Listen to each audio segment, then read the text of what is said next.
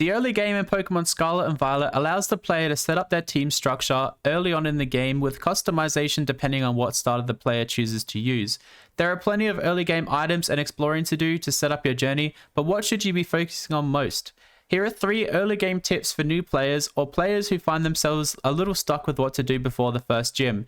Let me know if you have any other tips below, I would love to hear them.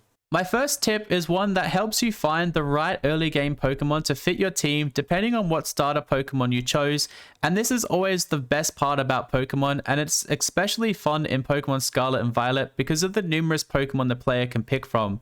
For example, if you chose Quaxly or Sprigatito as your starter, you want to seek out a solid fire type, and then Fletchling is available in the first steps once you get Pokeballs. Fletchling evolves into Fletchinder and then Talonflame and is one of the best fire Pokemon in the game, while also having a flying type coverage, which is super handy to have. If you chose Fuecoco or Sprigatito and need a water type Pokemon on the squad, then Buizel, Magikarp, Wiglet or Psyduck are right there early, ready to be caught. The early game of Scarlet and Violet also gives the player access to strong normal types, electric types, flying types, and psychic types right before you venture in the school, which is the first point of the story. Setting up a good team early in the game is so important, and taking on the variety of gyms, team star bases, and titans are super challenging for any trainer, and there are specialists in every type waiting around each corner. My objective in Pokemon Violet was to find a good supporting cast for my starter choice Fuecoco. I selected Ralts, Wooper, and Palmy and built my team from there really early in the game. There are no right or wrong answers with building a team, but Scarlet and Violet definitely make it a fun experience, and the wide variety of Pokemon available anywhere in the game just make it super fun to customize your team. Tip number 2 is to take advantage of the Let's Go feature. If you're like me and don't like grinding up to level up your team before any gyms or trainers, then once you reach the first town in the story, you'll gain access to this incredible Let's Go feature.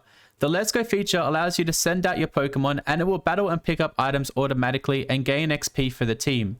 This is extremely handy if you have the type advantage, and you can quickly level up each Pokemon on your squad and get ready for upcoming gyms or trainers. One great feature inside the Let's Go feature is the fact that your Pokemon will not attack any shiny Pokemon and it will alert you to where they are. If you send out your Pokemon and walk around with them outside the Pokeball, they'll pick up hidden items which are normally gold sparkles on the ground and give them to the player. The Let's Go feature assists in helping some Pokemon evolve quite early, including Pawmo into Pawmont, by having Pawmo take 1,000 steps in the Let's Go feature. I just enjoy sending out my Pokemon to watch them interact with their environment. It's super crazy to watch. This is one of my favorite features in any Pokemon game, and I'm using it all the time. My final tip for today's video is knowing what unlocks at the shops once you go through the game. Not only does the Pokemon expand as you beat the gyms and the Team Star members, but the Delibird store also does as well. Located in the major cities like Mesagoza, you can find the Delibird store, which gives you access to good held items for your starters, evolution stones for Pokemon like Bellibolt or Eevee, and also power items to help with Eevee training. The list of all unlockable items can be found online, but the store is extremely handy early on in the game and allows the player to help set up their team, but also get boosts from items like Charcoal and Miracle Seeds, and also find the item the Soothe Belt. Getting Pokemon like Capsakid to Scovalion or Tadbulb to Bellibolt are super handy early on in the game, and the Delibird store is such an important place to check out. The Pokemon also grows the more you complete the game, with additional potion types and Pokeballs being made available after each gym.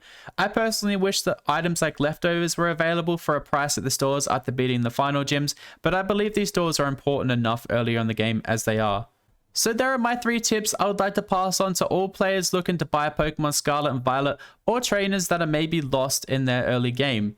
This game has hours and hours of exploring available and so many stories to follow, so you may as well learn these tips to get used to the game. If you're already playing the game, what is a tip you'd give to new players? Thank you guys so much for watching, and I hope you have a wonderful day.